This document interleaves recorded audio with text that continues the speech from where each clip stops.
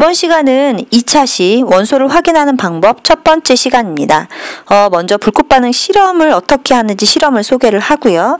불꽃 반응의 개념과 그 불꽃 반응 결과 나타나는 불꽃 색에 대해서 알아보도록 하겠습니다.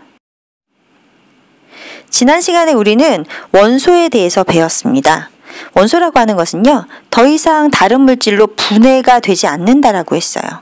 그리고 물질을 이루고 있는 기본 성분이다, 이렇게 설명을 했죠.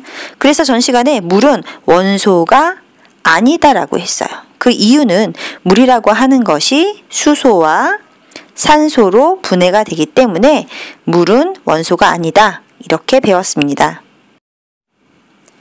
이번 시간 학습 목표입니다. 불꽃 반응 색을 비교하여 원소의 종류를 구별할 수 있다. 불꽃 반응 실험을 통해서 불꽃마다 독특한 색이 있다는 것을 확인을 해요. 색깔을 딱 보고 이 색깔이니까 너는 어떤 원소구나 해서 원소의 종류를 구별할 수 있으면 되겠습니다. 다음은 우리 비상교육 중학교 2학년 교과서 14쪽에 나와 있는 그림인데요. 양초의 불꽃색을 만드는 성분은 무엇일까? 라고 물어봤어요. 양초가 3개가 있는데 얘는 빨간 불꽃, 얘는 노란 불꽃, 얘는 초록색 불꽃. 불꽃마다 색깔이 다르죠. 왜 그럴까요? 오늘 수업을 통해서 확인해 보도록 할게요. 자, 먼저 불꽃 반응 실험을 어떻게 하는지 실험을 먼저 소개해 보도록 하겠습니다. 먼저 흰색 종이를 준비해요. 그 종이에다가 실험에 사용한 물질 10개 이름을 적는 겁니다. 그리고 그 종이 위에 플라스틱 재질로 되어 있어 투명한 12개의 홈이 뚫려 있는 판, 12홈판이라고 되어 있는데 그 홈판을 위에다 올려놓으면요, 여기 있는 플라스틱이 투명하기 때문에 종이 위에 써 있는 글자가 이렇게 비추게 되는 겁니다. 두 번째는요, 비커를 10개를 준비하는 거예요. 물질이 10개니까 물질 하나에 비커 하나씩. 그렇죠. 근데 비커 안에다가 에탄올 수용액을 10ml씩 모두 다 담궈 놓는 거예요. 그리고 약숟가락을 이용해서 각각의 비커에 각각의 물질을 넣는데 약숟가락에 약 4분의 1 정도씩 덜어서 집어넣은 다음에 얘를 잘 녹여주면 되는 겁니다. 그리고 위에서 만든 그 용액에다가 스포이트를 이용해서 홈판에다 조금씩 담을 거거든요. 그런데 물질이 10개죠. 홈판에다가 하나씩 담을 거기 때문에 이때 사용하는 스포이트도 어떻게 해야 될까요? 용액의 종류에 따라 당연히 바꾸어서 사용을 해야 되겠죠. 그 다음 네 번째는요, 핀셋을 이용해서 염화나트륨 10가지 물질 중에서 첫 번째예요. 이 실험을 계속 반복할 건데 10번 해야 돼요. 재료가 하나당 한 번씩 하는 거니까 염화나트륨을 녹여있는 그 용액에다가 뭉쳐놓은 약솜을 충분히 담궈서 적셔줘요. 그런 다음에 증발 접시에 넣습니다. 물론 이때도 역시 용액을 바꿀 때마다 핀셋을 깨끗이 증류수로 닦아줘야 되겠죠. 자, 마지막으로 점화기를 준비합니다. 솜에다 이제 불을 붙일 겁니다. 라이터처럼 생긴 점화기를 준비를 하고 아까 앞에 있었던 염화나트륨을 잔뜩 묻힌 그 약솜에다가 불을 붙일 겁니다. 물론 점화기로 불을 붙이겠죠. 그리고 나서 불이 붙으면 이때 불꽃 반응색을 잘 관측을 한 다음에 기록을 하면 되는 거예요. 밑에 그림을 보면 하얀색 그릇이 보이죠. 얘를 앞에서 설명한 증발 접시가 되는 거예요. 그리고 여기 안에 하얀색 솜 보이나요? 예, 걔가 약솜입니다. 아까는 염화나트륨을 충분히 적셨다 그랬었죠. 그리고 붙였더니 지금 불꽃 색깔이 노란색 불꽃으로 보이는 것을 확인할 수가 있습니다. 그래서 10가지를 준비했기 때문에 이 과정을 10번을 거쳐서 불꽃색을 10번을 보면 되는 거죠.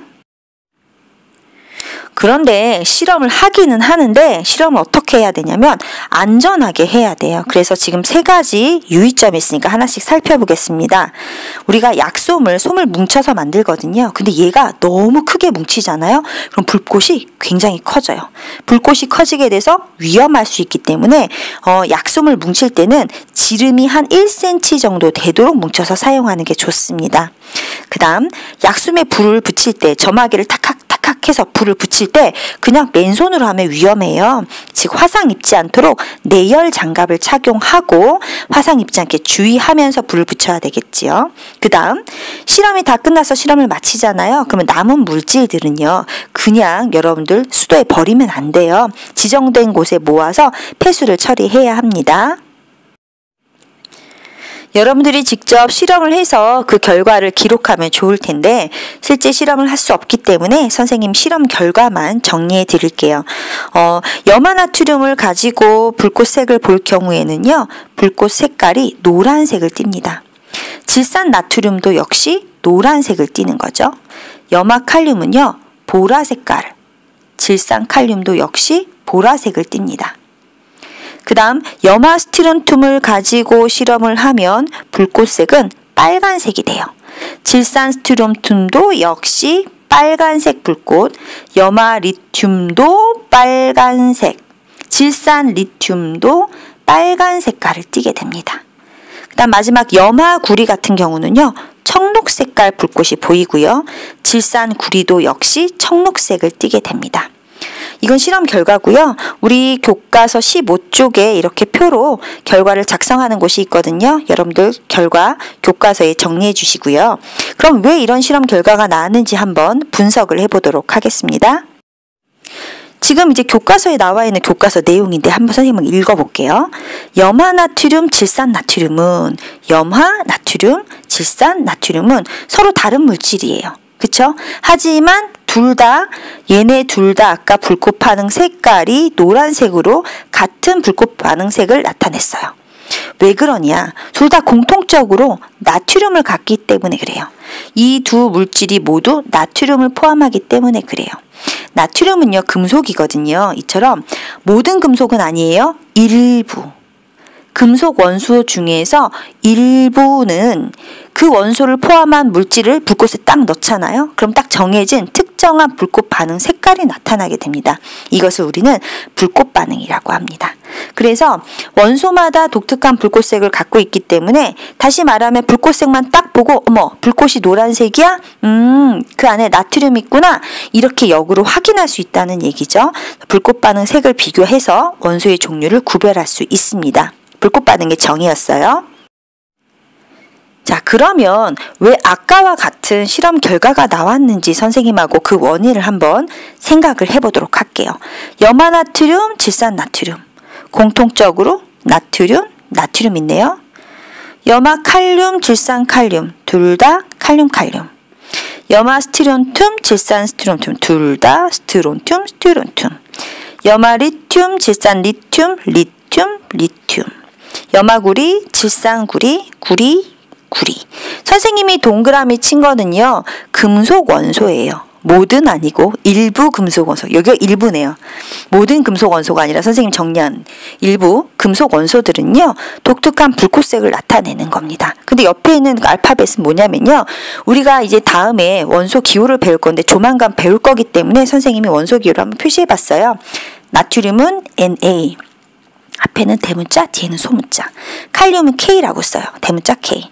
스티론튬은 SR. 리튬은 LI. 구리는 CU. 이렇게 쓰거든요. 이런 아이들은 대부분 금속입니다. 그럼 다시 보면 땡땡 나트륨. 앞에 있는 땡땡은 질산이든 염화든 중요하지 않았던 거예요. 얘는 불꽃 색깔이 없거든요. 하지만 나트륨이 있다면 걔는 노란색 불꽃. 칼륨이 있다면 보라색 불꽃, 스티론튬이 있다면 빨간색, 리튬도 역시 빨간색, 구리는 청록색, 이렇게 독특한 불꽃색을 가집니다. 옆에 보면요. 대부분의 금속들은 열과 전기를 잘 전도시키는 특징이 있어요.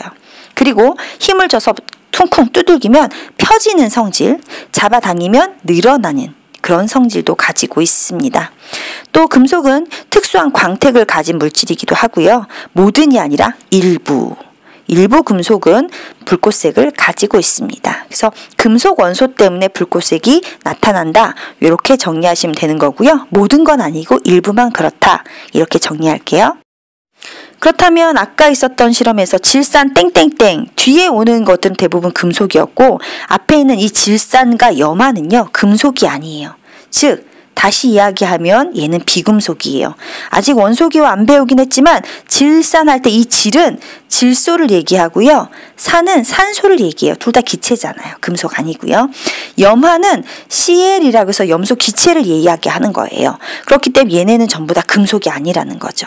일반적으로 우리가 생활하는 온도에서 기체 상태, 질소도 산소도 Cl, 이거 염소 기체 얘기하는 거거든요. 염소도 다 기체 상태입니다.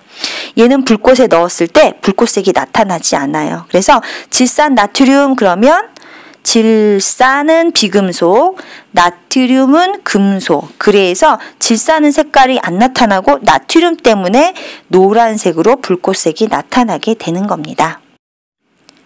다음은 우리 교과서 15쪽에 나와 있는 7가지 원소, 그 원소를 불꽃 반응시켰을 때 나타나는 불꽃색들을 표시한 겁니다. 리튬하고요. 스트론튬은 둘 다 불꽃색이 빨개요. 그러니까 불꽃 색깔만 보고 걔가 리튬 때문이다 라고 단정 지을 수 없어요. 둘 다 불꽃색이 같기 때문에 그래요. 나트륨은 이렇게 노란색, 칼륨은 이렇게 보랏빛이 납니다. 그 다음에 구리는 약간 푸르스름한 색이 좀 더 돌아요. 청록색. 그 다음에 칼슘은 주황색. 그런 다음 맨 마지막 바륨은 황색, 약간 더 이쪽 청록색하고 비교해 봤을 때 두 개를 비교해 봤을 때 얘는 약간 푸르스름한 부분이 있는데 얘는 약간 누르스름한 부분이 더 많아요. 그래서 황록색 이렇게 이야기합니다. 정리할게요. 리튬 빨간색, 나트륨 노란색, 칼륨 보라색, 구리 청록색, 칼슘 주황색, 스트론튬 빨간색, 바륨 황록색. 선생님 계속 강조하는 것 같죠? 여러분들 외우셔야 됩니다. 원소에 따른 불꽃색 당연히 시험에 나오겠죠? 외우셔야 합니다. 다음 그림은요. 우리 교과서에는 약솜을 증발 접시에 넣어서 불꽃색을 봤거든요. 근데 다른 교과서 혹은 다른 문제집 같은 곳에서는 이렇게 실험을 하기도 해요. 이게 지금 가스 버너 넣고요. 이렇게 연결했어요. 토치. 그런 다음에 탁탁탁 해서 불을 켜면 이렇게 푸르스름한 불꽃이 올라오죠. 그런 다음에 요건 니크롬손이에요. 끝에가 말려있는. 그래서 우리가 원하고자 하는 물질을 요 니크롬손 끝에다 묻혀요. 이렇게 묻힌 다음에 불꽃에다 넣는 거죠. 속불꽃이 아니라 겉불꽃에 넣어요. 겉불꽃은 온도가 높고 불꽃 자체가 투명하기 때문에 이 물질을 태웠을 때 나오는 불꽃색을 정확하게 확인할 수 있거든요. 그래서 겉불꽃에 넣어야 되고 또다시 실험을 하고 싶으면 이 니크롬선에 이 물질이 묻어 있을 수 있으니 얘를 묽은 염산에 넣어서 헹궈요. 그리고 나서 증류수로 다시 한번 헹궈주고 다시 겉불꽃에 넣었을 때 아무런 불꽃색이 안 나타나면 얘는 니크롬선이 깨끗한 상태가 되는 거예요. 그럼 다시 시료를 찍고 다시 겉불꽃에 넣어서 불꽃색을 다시 확인할 수 있고 이런 실험을 하거든요. 그러니까 우리 교과서 실험하고 다르지만 자주 많이 다루는 그림인 것 같아서 선생님이 자료를 넣어봤습니다. 자, 오늘 우리는요, 불꽃 반응 색깔을 확인했어요. 그것을 불꽃 반응 색깔만 비교한다면 우리는 그 물질 안에 어떤 원소가 있는지 확인할 수 있고 원소의 종류를 구별할 수 있었습니다. 다음 시간에는요, 원소를 확인하는 두 번째 방법, 스펙트럼에 대해서 배워보도록 하겠습니다.